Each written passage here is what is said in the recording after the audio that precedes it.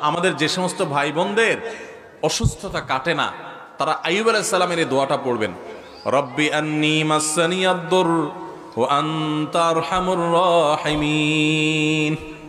ও আমার রব, ও আমার পালনকর্তা, আমাকে অসুখে ধরেছে, আর আপনি তো সবচেয়ে বড় রহমশীল, সবচেয়ে বড় দয়ালু, সবচেয়ে বড় মায়ালু, আপনি তো অতিশয় দয়া করেন আল্লাহ, তার মানে আপনি আমার অসুস্থতা ভালো করে দেন।